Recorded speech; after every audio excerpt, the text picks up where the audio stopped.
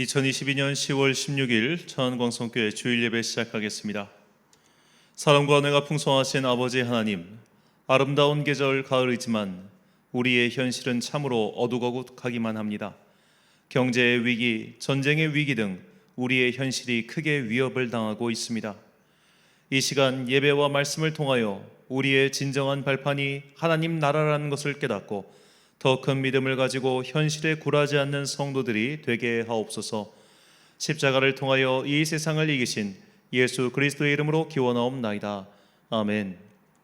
사도신경으로 우리의 신앙을 고백하겠습니다. 나는 전능하신 아버지 하나님, 천지의 창조주를 믿습니다. 나는 그의 유일하신 아들 우리 주 예수 그리스도를 믿습니다. 그는 성령으로 잉태되어 동정녀 마리아에게서 나시고 본디오 빌라도에게 고난을 받아 십자가에 못 박혀 죽으시고 장사된 지 사흘 만에 죽은 자 가운데서 다시 살아나셨으며 하늘에 오르시어 전능하신 아버지 하나님 우편에 앉아 계시다가 거기로부터 살아있는 자와 죽은 자를 심판하러 오십니다. 나는 성령을 믿으며 거룩한 공교회와 성도의 교제와 죄를 용서받는 것과 몸의 부활과 영생을 믿습니다. 아멘. 찬송가 15장 찬양하겠습니다.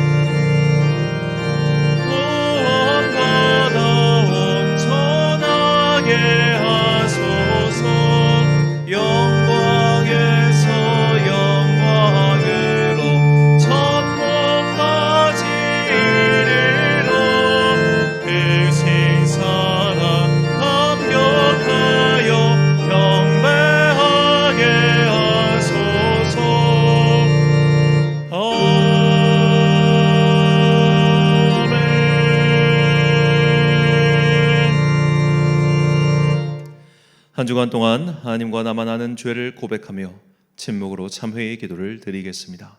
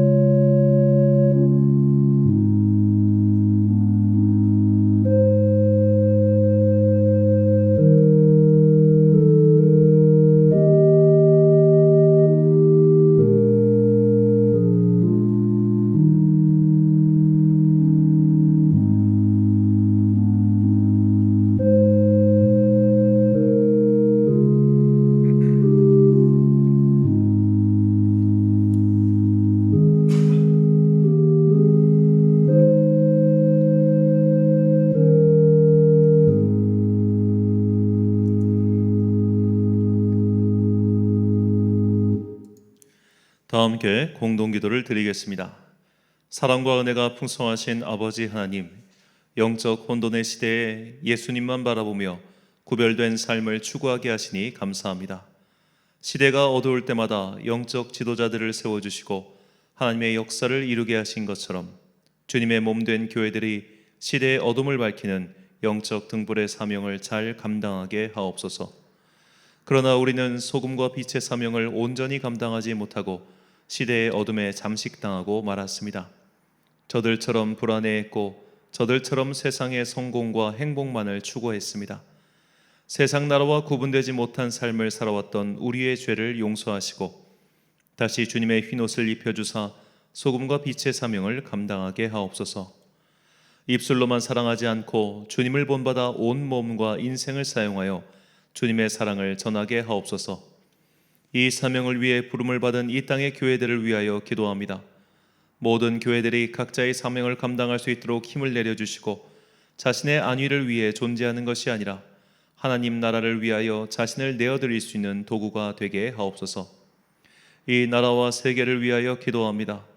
코로나가 일상을 뒤흔들었고 이제는 경제 위기가 닥쳐와 모두가 힘겨운 시절을 보내고 있습니다. 전쟁의 위협은 날로 증가되고 있으며 이제는 핵전쟁이 일어날지도 모른다는 공포 때문에 모두가 불안에 떨고 있습니다. 주님을 등진 인간들의 말로가 어찌 되는지 우리는 현실에서 보고 있습니다. 이제 당신의 권능의 손을 펴서 이 위험에서 우리를 건지시고 모든 민족이 평화의 왕으로 오신 예수님을 바르게 섬길 수 있도록 은혜를 베풀어 주옵소서. 이 모든 간구와 함께 주님의 은총과 자비를 구하며 주님께서 가르쳐 주신 기도를 드리오니 하늘에 계신 우리 아버지의 이름을 거룩하게 하시며 아버지의 나라가 오게 하시며 아버지의 뜻이 하늘에서와 같이 땅에서도 이루어지게 하소서. 오늘 우리에게 일용할 양식을 주시고 우리가 우리에게 잘못한 사람을 용서하여 준 것 같이 우리 죄를 용서하여 주시고 우리를 시험에 빠지지 않게 하시고 악에서 구하소서. 나라와 권능과 영광이 영원히 아버지의 것입니다. 아멘.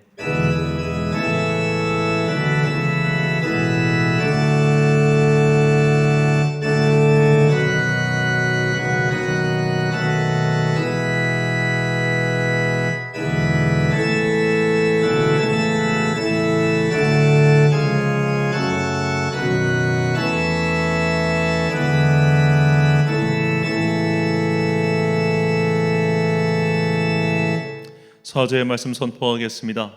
좋은 소식을 전하며 평화를 공피하며 복된 소식을 가져오며 구원을 공포하며 시온을 향하여 이르기를 내 하나님이 통치하신다 하는 자의 산을 넘는 발이 어찌 그리 아름다운가. 아멘. 선지자 이사야를 통해 예언하신 이 말씀의 주인공은 예수님이십니다. 예수님께서 평화를 선포하셨고 평화의 왕으로 이 땅에 오셨습니다. 이 세계에서 평화를 위협하는 자들은 예수님을 등지고 그의 통치를 거부하는 자들입니다. 평화가 위협을 당하고 전쟁의 소문이 횡행하는 지금 우리는 더욱 평화의 왕이신 예수님을 믿고 그분의 장막 안으로 들어와야 합니다. 평화의 복음을 전하신 예수님을 믿으며 이 어려운 시절을 잘 이겨내는 주님의 자녀들이 되시길 예수님의 이름으로 축원합니다. 교독문 50번을 함께 교독하시겠습니다. 여호와께서 내 음성과 내 간구를 들으심으로 내가 그를 사랑하는도다. 그의 귀를 내게 기울이셨으므로 내가 평생에 기도하리로다. 사망의 줄이 나를 두르고 수월의 고통이 내게 이르므로 내가 환난과 슬픔을 만났을 때에 내가 여호와의 이름으로 기도하기를 여호와여 주께 구하오니 내 영혼을 건지소서 하였도다. 여호와는 은혜로우시며 의로우시며 우리 하나님은 긍휼이 많으시도다. 여호와께서는 순진한 자를 지키시나니 내가 어려울 때에 나를 구원하셨도다. 내 영혼아 내 평안함으로 돌아갈지어다. 여호와께서 너를 후대하심이로다. 주께서 내 영혼을 사망에서 내 눈을 눈물에서 내 발을 넘어짐에서 건지셨나이다. 내게 주신 모든 은혜를 내가 여호와께 무엇으로 보답할까? 내가 구원의 잔을 들고 여호와의 이름을 부르며 여호와의 모든 백성 앞에서 나는 나의 소원을 여호와께 갚으리로다. 그의 경건한 자들의 죽음은 여호와께서 보시기에 귀중한 것이로다. 아멘. 찬송가 263장 찬양하겠습니다.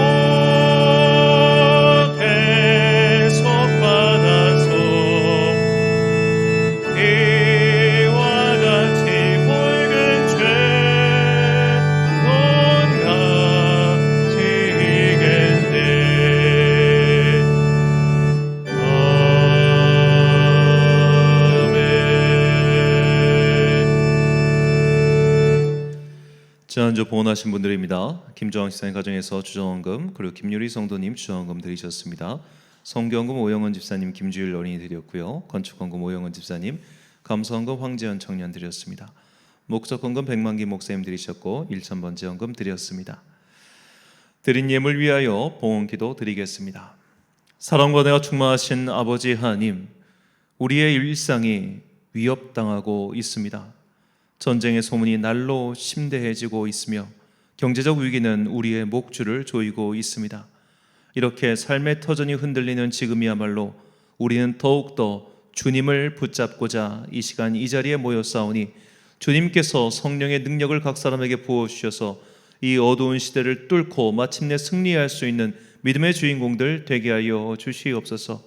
그러기 위해서 우리는 날마다 주님 앞에 무릎을 꿇고 예수 그리스도의 거룩한 흰옷을 입고 이 땅에서 소금과 빛의 사명을 감당하는 주의 일꾼이 되어야 할 것이오니 이 시간 무릎 꿇고 주님께 은혜를 구하는 모든 자들에게 그들의 죄를 맑게 씻어주시고 성령의 흰옷을 입혀 주옵소서.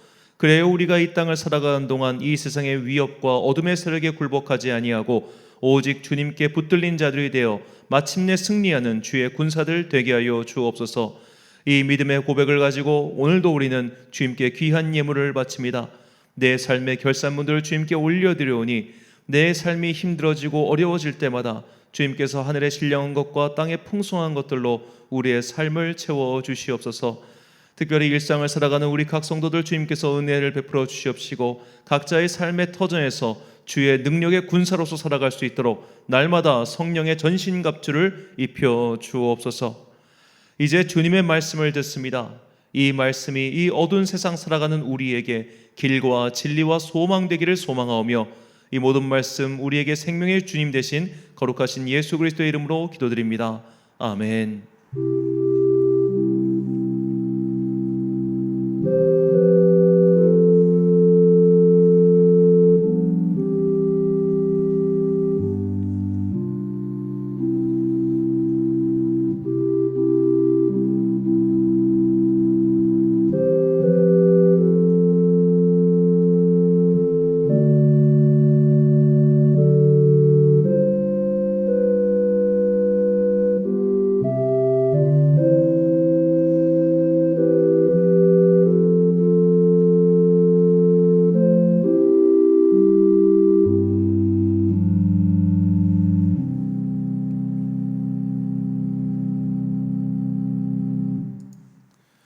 오늘 우리에게 주신 하나님의 말씀 마가복음 1장 14절부터 15절까지의 말씀입니다. 마가복음 1장 14절부터 15절까지의 말씀, 짧으니까 저와 함께 한 목소리로 봉독하겠습니다.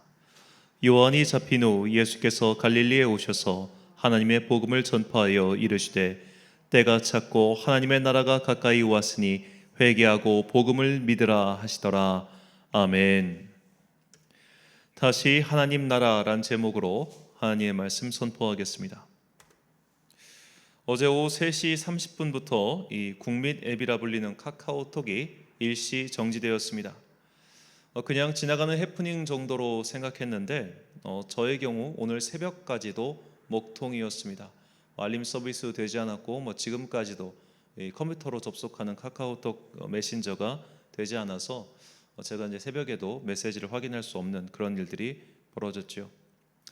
이 카카오 회사 측은 이 데이터를 저장하는 건물 쪽에 화재가 나서 이런 일이 벌어졌다고 해명했습니다.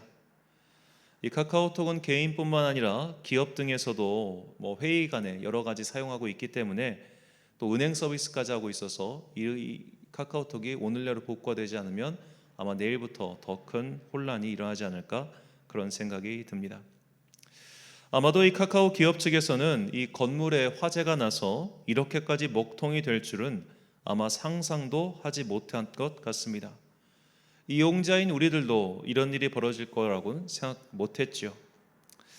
어제 설교를 준비하면서 이 원래 하려던 설교가 있었습니다만 이 저녁 늦게 내용을 다 바꿔버렸습니다. 불현듯 어떤 생각이 저에게 찾아왔기 때문입니다. 우리가 지금 누리고 있는 이 삶의 터전, 삶의 환경이라는 것이 사실은 굉장히 약하구나라는 생각이었습니다.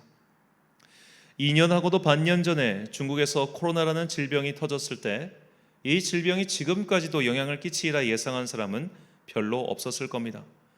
더구나 이 질병으로 인해 우리는 지금 2차 피해를 입고 있죠. 그것이 바로 경제적 피해입니다. 코로나가 터져서 사람들 일단 살리고자 국가에서 지출을 크게 늘렸고 또 은행 대출 금리를 급격히 낮춰놔서 일단 이 순간만 좀 지나가게 만들어 놨습니다. 거의 1% 이하대의 금리가 오랫동안 유지되었죠. 하지만 이렇게 금리가 낮다 보니까 너도 나도 대출을 했고, 그러면서 물가가 점점 상승하기 시작하자 작년부터 미국에서 조금씩 금리를 올리기 시작했고, 이에 따라 우리나라도 계속 금리를 올리고 있습니다. 작년 기준으로만 봐도 올해 벌써 금리가 4배 이상 올랐다고 하죠. 그러니까 이자를 감당하는 사람들이 지금 모두 다 아주 그냥 곡소리를 내고 있습니다. 이 코로나의 여파는 결국 상상을 초월해서 지금까지 우리의 삶을 옥죄고 있는 것이죠. 단순히 마스크를 쓰냐 안 쓰냐의 문제가 아니라 이런 것들로 인해서 지금까지 우리의 삶이 흔들리고 있고, 아마도 이 여파는 내년까지도 이어질 거라고 모두 예상하고 있습니다. 여기에 올해 2월 러시아와 우크라이나 사이에 전쟁이 터짐으로 이 물가 상승에 불을 붙였고, 이 물가를 잡기 위해 또 금리를 올림으로 지금 전 세계 경제가 신음하고 있죠. 우리나라도 벌써 달러당 환율이 1,400원대에 들어갔고 금리도 수직 상승하고 있습니다. 이런 경제적 내용으로만 보면 97년도 IMF 사태나 2008년 미국발 금융위기 사태에 비견될 만한 일이 벌어질 것만 같아서 모두가 지금 두려워하고 있죠. 경제 상황만 어려운 게 아닙니다.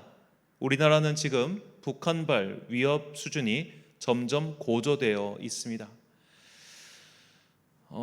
사실 일반 국민 입장에서는 이 북한이 미사일 발사하는 것이 뭐 어제 오늘 일이 아니기 때문에 그냥 그런가 보다 하고 넘어가곤 하죠.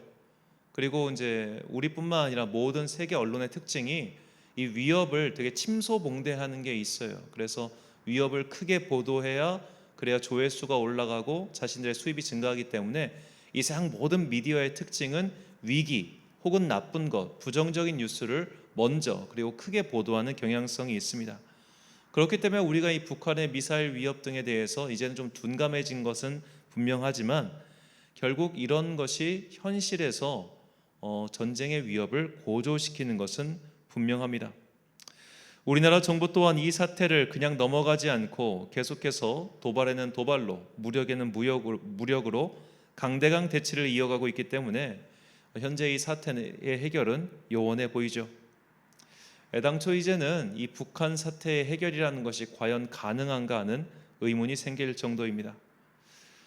어젯밤에 일어난 이 카카오톡 사태 그리고 이 작금의 세계와 국내 정세를 돌아보니 지금 우리가 살고 있는 터전이라는 것이 얼마나 약한 것이며 또 이것이 순식간에 무너질 수 있음을 다시 깨닫게 되었습니다.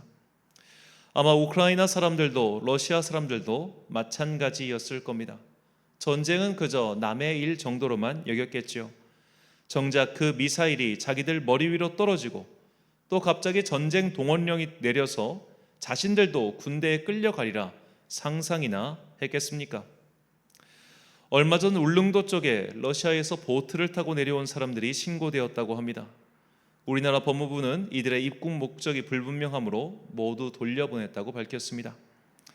아마 그 러시안 청년들도 전쟁은 남의 이야기고 남의 자기 나라가 전쟁을 하고 있어도 그것이 나에게 큰 영향을 미치지 않을 것이라 그런 생각을 했겠지요. 그러다가 갑자기 동원령이 내리자 해외로까지 도피한 일들이 이렇게 벌어지고 있는 겁니다. 전쟁이든 경제 위기든 또는 급작스럽게 닥쳐온 자연의 재해든 우리는 현실에서 이러한 일들을 곰곰이 살펴봐야 합니다. 그러면 우리는 한 가지 결론에 도달하게 됩니다. 우리의 일상이라는 것은 너무나 부서지기 쉬운 모래성과 같다는 건 말이죠. 예수님께서는 자신들이 쌓아놓은 일상이 이 현실이 매우 견고하다고 생각하는 이들에게 다음과 같이 말씀하셨습니다. 누가복음 21장 5절과 6절 말씀입니다. 어떤 사람들이 성전을 가리켜 그 아름다운 돌과 헌물로 꾸민 것을 말하며 예수께서 이르시되 너희 보는 이것들이 날이 이르면 돌 하나도 돌 위에 남지 않고 다 무너뜨려지리라. 아멘. 예수님께서 태어나실 무렵 이스라엘을 다스리고 있던 자는 헤롯 대왕이었습니다. 그는 대형 건축 사업에 일가견이 있었습니다. 이스라엘 지역의 상하 수도 시설을 정비했고 로마의 건축 기술을 적극적으로 사용하여 수도 예루살렘뿐만 아니라 전국의 여러 도시를 새롭게 만들었습니다. 그 중에 백미는 예루살렘 성전이었습니다. 헤롯은 유대인도 아니었고 또 유대인들이 믿는 여호와 하나님도 믿지 않았습니다. 하지만 그는 유대인들의 마음을 얻기 위해 그리고 자신의 능력을 보여주기 위해 성전을 재건축하죠. 말이 재건축이지 사실 처음부터 끝까지 새로 지은 거나 진배 없었습니다. 그 성전, 헤롯이 지은 성전은 처음 성전인 솔로몬의 성전보다 몇 배는 크고 더 화려했습니다. 이 건축은 무려 40년 넘게 이어졌습니다. 유대인들은 헤롯을 싫어했습니다. 그가 이방인이었기 때문이죠. 하지만 새롭게 지어진 예루살렘 성전은 굉장히 자랑스러워했습니다. 이게 피지배인들의 모순적 감정인데 사실 헤롯 대왕이 자기들 마음을 얻으려고 이것을 건축했다는 것을 알면서도 이렇게 큰 성전이 지어진 것을 매우 자랑스럽게 생각했다, 이런 말입니다. 그래서 예수님께서 예루살렘을 방문하셨을 때 제자들은 매우 자랑스럽게 그 헤롯이 지은 성전을 보며 선생님, 이거 진짜 대단하지 않습니까? 라고 말한 것이죠. 그들은 이 일상, 이 현실이 지속되거나 혹은 더욱 번성할 것이라 그렇게 생각한 것입니다. 자신들이 세운 터전 또는 자신들이 누리고 있는 이 일상이 계속될 것이라 그들은 그렇게 믿고 있었습니다. 하지만 예수님께서는 그들의 그 생각을 무너뜨리십니다. 지금 너희가 누리는 그리고 너희가 자랑스러워하는 그 일상은 반드시 다 사라진다고 말이지요. 지금 우리가 누리고 있는 삶의 기반이라는 것은 모두 부실하기 짝이 없는 것들입니다. 지금 러시아와 우크라이나 사이에 핵무기가 사용될 것인가 아닌가를 가지고 사람들이 숨을 죽이며 주시하고 있습니다. 미국을 비롯한 나토 국가들은 러시아가 핵무기를 사용할 경우 심각한 제재를 받게 될 것이라 그리 경고하고 있지만 막상 러시아가 막가파식으로 나간다고 해서 마땅한 제재를 하기도 힘들 것이라는 또 다른 예측도 있습니다. 그야말로 너 죽고 나 죽자식으로 나가면 다른 나라들도 어찌할 도리가 없다는 뜻입니다. 전 세계가 보유하고 있는 핵무기가 이 중 10%만 터져도 지구 기온이 급격히 상승해서 모든 생명체가 멸절하게 됩니다. 이것은 러시아가 보유하고 있는 핵만 터져도 그렇게 될 것이라는 뜻이죠. 그래서 다들 두려워서 보고만 있을 뿐입니다. 북한이 저렇게까지 핵무기 개발에 열을 올리는 것은 이것마저 없으면 자신들의 삶의 터전이 무너진다 생각하기 때문입니다. 하지만 이건 역시 벼랑 끝 전술이며 너 죽고 나 죽자는 식과 다를 것이 없지요. 비단 전쟁만이겠습니까? 개인의 삶 또한 마찬가지입니다. 비가 와서 지하 주차장에 잠겨 목숨을 잃게 될 줄을 누가 상상이나 했겠습니까? 오늘도 바깥에 다니는 사람들 중에 자신에게 이런 일이 생길 것이라 누가 생각이나 했겠습니까? 이처럼 개인이든 공동체든 어느 순간이 되면 또 어느 순간이 닥치면 그가 믿었던 모든 기반은 다 사라지고 맙니다. 그 일상이 끝이 나게 되는 것이죠. 어느 목사님께서 자주 사용하시는 표현처럼 우리의 코끝에서 호흡이 멈추는 그 순간 우리는 주님 곁으로 부름받게 된다. 바로 이런 뜻입니다. 그래서 우리는 이렇게 하수상한 세월, 혼란한 시대일수록 복음의 정수를 되새겨야 합니다. 복음이 도대체 무엇이며 우리는 무엇을 믿고 어디로 가고 있는지에 대해서 말이죠. 오늘 본문은 예수님께서 공생애를 시작하시면서 첫 번째로 하신 말씀에 대해 소개하고 있습니다. 예수님의 첫 번째 일성은 하나님 나라가 시작되었다는 것이었습니다. 본문 15절 말씀입니다. 이르시되 때가 찼고 하나님의 나라가 가까이 왔으니 회개하고 복음을 믿으라 하시더라. 아멘. 예수님께서는 하나님 나라를 선포하셨습니다. 그리고 예수님의 제자들 또한 하나님 나라를 선포하며 살았습니다. 그렇다면 하나님 나라는 어떤 나라일까요? 하나님 나라는 세상 나라, 즉 우리가 살고 있는 지금 이 세상이 끝나고 그때부터 시작되는 나라입니다. 우리가 살고 있는 세상이 끝난다는 것은 두 가지 의미에서 끝을 말하죠. 첫 번째는 개인의 종말, 곧 개인의 죽음입니다. 우리가 죽음 이후 들어가는 세계, 죽음 이후 새롭게 시작되는 세계가 바로 하나님 나라입니다. 이것을 흔히 저승이라고도 부르고 천국이라고도 부르죠. 이승과 저승할 때 그 저승 말입니다. 하지만 저승이라는 개념이 그저 사후 세계를 가리키는 모든 포괄적 개념이라면 하나님 나라 또는 천국은 좀 다릅니다. 하나님 나라는 하나님께서 직접 다스리시는 나라, 그 세계를 가리키죠. 예수님을 믿고 그 믿음 안에서 죽은 자들은 하나님께서 다스리시는 그 나라에 들어가게 됩니다. 두 번째로 이 세상의 끝은 그야말로 우리가 살고 있는 이 세계의 종말을 가리킵니다. 성경은 이 날을 여호와의 날이라 불렀습니다. 하나님의 완전한 통치가 이 땅에서 이루어집니다. 악은 모두 박멸되고 이 지상의 새로운 도시, 완전한 하나님의 나라인 새 예루살렘이 시작됩니다. 그래서 지금까지 주님을 믿고 죽었던 모든 사람들은 부활해서 그 새로운 도시 예루살렘에서 영생을 살게 됩니다. 이 두 가지 의미의 죽음과 종말 그리고 하나님 나라는 사실 다 연결되어 있습니다. 이것을 풀어서 쉽게 말씀드리면 이런 순서죠.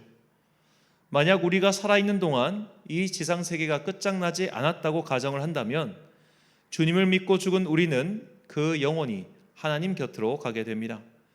그리고 하나님 나라 안에서 두 번째 삶을 살게 되는 것이죠. 그러다가 이 지상의 시간이 모두 끝나고 종말이 오면 이 천국, 하나님 나라가 지상에 강림하는 겁니다. 그리고 천국에 있던 영혼들은 모두 지상에서 새롭게 부활하게 됩니다. 그렇게 더 이상 이 세상에 죽음도 없고 슬픔도 없는 그런 천국이 시작되는 것이죠. 성경은 이것을 새 하늘과 새 땅이라고 불렀습니다. 그래서 예수님을 믿고 죽은 인생은 복받은 인생이라 성경은 그렇게 우리에게 말하고 있습니다. 요한계시록 14장 13절 말씀입니다. 또 내가 들으니 하늘에서 음성이 나서 이르되 기록하라. 지금 이후로 주 안에서 죽는 자들은 복이 있도다 하시매 성령이 이르시되 그러하다 그들의 수고를 그치고 쉬리니 이는 그들의 행한 일이 따름이라 하시더라. 아멘. 우리의 일상이 무너졌을 때 그것이 죽음으로 인하는 것이든 마지막 때가 도래하여 그런 것이든 그 일상이 무너지고 사라졌을 때 비로소 온전한 하나님 나라가 시작됩니다. 우리는 그 하나님 나라에 들어가는 것이 성도의 목표이자 우리의 유일한 꿈이라는 것을 잊어서는 안 됩니다. 예수님을 믿고 하나님의 뜻에 따라 사는 것은 단순히 이 땅에서 살면서 어떤 신비하고도 영적인 힘을 가진 존재에게 보호를 받기 위함이 아닙니다. 이런 것들은 결국 흔들리는 일상의 터전을 조금이라도 더 길게 잡으려고 하는 인간적 발상에 불과하지요. 마치 북한을 어르고 달래서 조금이라도 안정을 만들려고 하는 행위에 불과하다는 뜻입니다. 이것이 불필요한 것은 아니나 결국 그 시간을 연장할 뿐 문제의 근본적인 해결이 아님을 우리는 다 알고 있죠. 예수님을 믿고 그 믿음 덕분에 이 땅에서 잘 먹고 잘 살게 해주세요 라고 하는 것은 문제의 근본적 해결은 되지 않고 단순한 미봉책에 불과하다는 뜻입니다. 우리의 믿음 생활의 목적은 그래서 언제나 한 가지입니다. 천국 가는 겁니다. 하나님 나라에 들어가기 위해 우리는 예수님을 믿습니다. 요한복음 6장 54절과 55절 말씀입니다.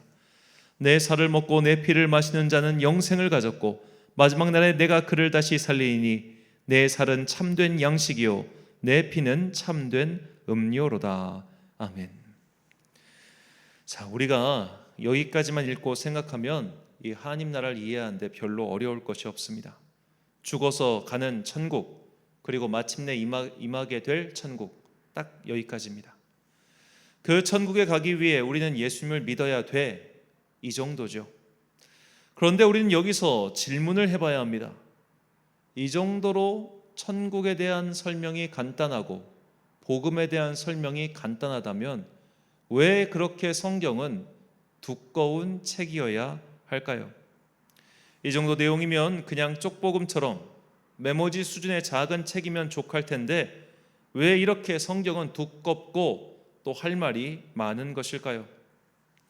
성경 전체의 분량을 생각해 보면 성경이 직접적으로 하나님 나라, 천국을 묘사한 부분은 손에 꼽을 정도입니다. 심지어 우리가 개인적 삶이 종료된 후, 즉 내가 죽은 이후 천국에서 어떤 생활을 할 것인지에 대한 묘사는 단 한 문장도 나오지 않습니다.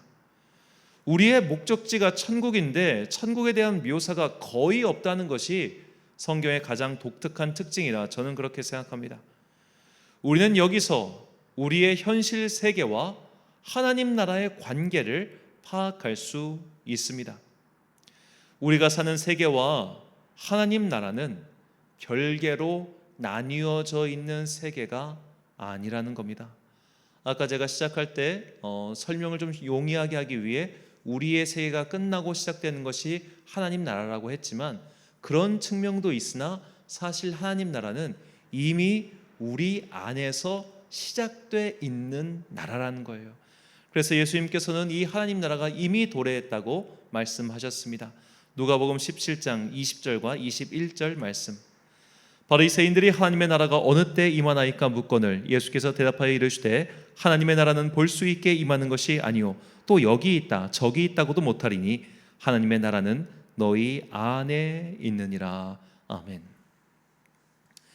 하나님 나라는 이미 우리 안에서 시작되었습니다. 그 말인즉 우리의 현재가 우리의 미래, 즉 하나님 나라와 연결되어 있다는 뜻입니다.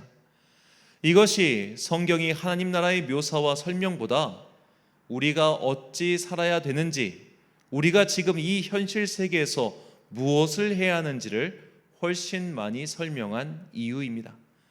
간단히 말해서 우리가 이 현실 세계에서 주님의 뜻에 따라 살면 하나님 나라에서 보상을 받고, 현실 세계에서 하나님의 뜻에 합당하지 않게 살면 하나님 나라에서 얻을 것이 없다는 뜻입니다. 마태복음 5장 11절과 12절 말씀입니다.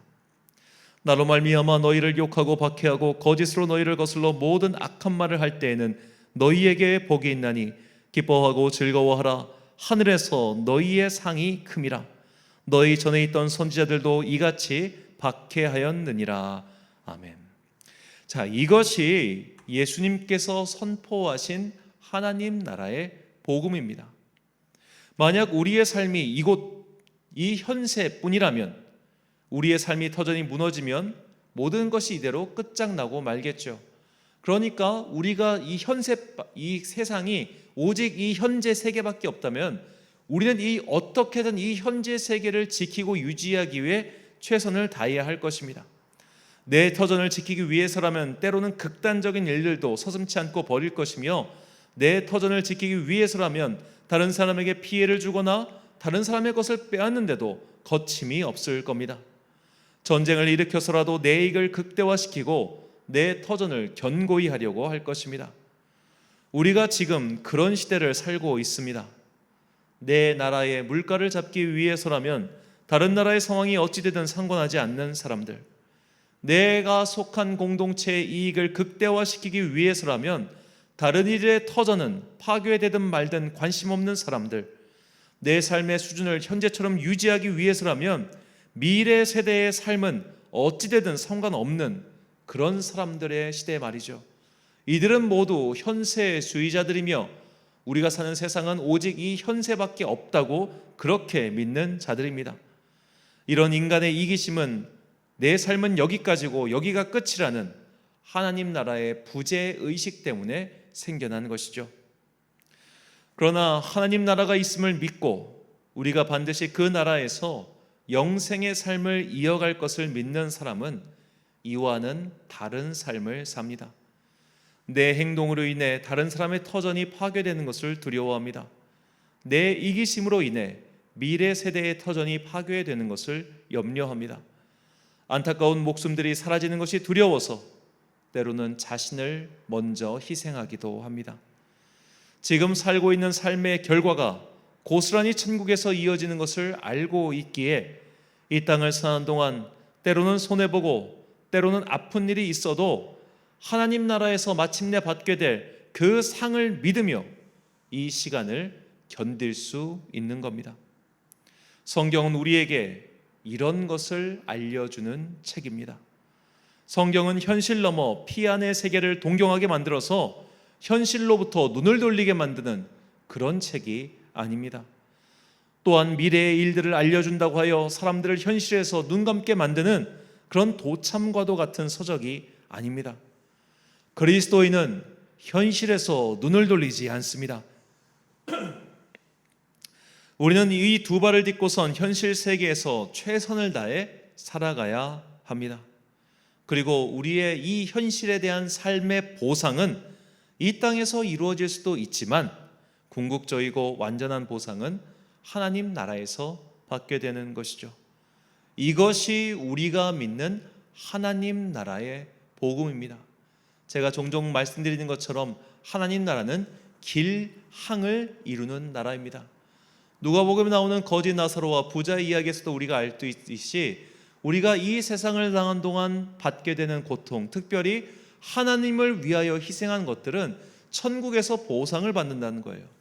그래서 우리는 우리가 의롭게 살아도 열심히 살아도 이 세상에서 보답을 받지 못하는 것에 대해서 그것 때문에 믿음이 흔들릴 필요가 없다는 겁니다. 왜냐하면 너희가 이 땅에서 받지 못하면 내가 저 땅, 즉 하나님의 완전한 통치가 임해 있는 저 천국에서 그 모든 것들을 보상해 줄 거야 라고 말씀하셨기 때문이죠. 그래서 주 안에서 죽은 자들은 복이 있다라고 앞서 계시록에서 말씀하신 겁니다. 우리가 이 땅을 사는 동안 내가 주님을 위해서 희생한 것들, 수고한 것들에 대한 보답을 하나도 받지 못한다면 우리는 결국 손해본 것이니 복받은 게 아니겠죠. 하지만 그런 것들에 대한 희생의 보답을 하나님께서 모두 셈하실 것이기 때문에 우리는 결코 손해보지 않을 겁니다. 우리는 이미 보상을 약속받은, 보증받은 사람들입니다. 그러니 우리는 손해보지 않습니다. 우리가 단지 이 세계밖에 보지 못하기 때문에 지금은 손해보는 것처럼 보이지만 저 세상 하나님 나라, 온전한 보상이 있는 그 나라가 있기 때문에 우리는 결코 손해를 보지 않습니다. 우리의 죽음으로 세계가 끝나는 것이 아닙니다. 이 세계가 끝나더라도 다음 세계가 시작됩니다. 그래서 믿는 자들에게는 영생이라는 복이 있는 겁니다. 우리 주님께서는 너희가 이 영생의 복, 하나님 나라에 들어가는 복, 예수 그리스도를 믿음으로 말미암아 이 구원받는 복을 굳게 믿고 마지막까지 이것을 지키라고 권면하셨습니다. 히브리서 10장 23절부터 25절까지 말씀을 함께 읽겠습니다. 시작. 또 약속하신 이는 믿으시니 우리가 믿는 도리의 소망을 움직이지 말며 굳게 잡고 서로 돌아보아 사랑과 선행을 격려하며 모이기를 패하는 어떤 사람들의 습관과 같이 하지 말고 오직 권하여 그날이 가까움을 볼수록 더욱 그리하자. 아멘. 사랑하는 천안 광성교회 성도 여러분, 그리고 이 예배를 함께 드리고 계신 귀한 주님의 자녀 여러분, 우리가 살고 있는 이 현실 세계는 언제든 깨지기 쉬운 유리와도 같습니다. 외부의 충격이든 내부의 움직임이든 그 무엇으로든 이 현실 세계는 금이 가거나 깨지기 쉬운 것이며 무엇보다도 하나님께서 정하신 때가 되면 모두 무너지게 됩니다. 그러나 그 무너짐은 끝이 아니라 새로운 시작입니다. 그리스도인은 이 세계의 진실을 깨닫고 오늘이란 현실을 오히려 외면하지 않고 최선을 다해 살아가야 합니다. 그렇게 살아서 하나님 나라에서 보상을 받게 될 것이기 때문이죠. 하수상한 시절입니다. 완전하다고 생각하고 튼튼하다고 생각했던 그 현실이 많이들 무너지고 있는 그런 어려운 시절입니다. 이럴 때일수록 믿음을 굳건히 세우시기 바랍니다. 그 믿음은 현실을 도피하기 위한 것이 아니라 내 삶에 주어진 시간 안에 더욱 열심히 살기 위한 믿음입니다.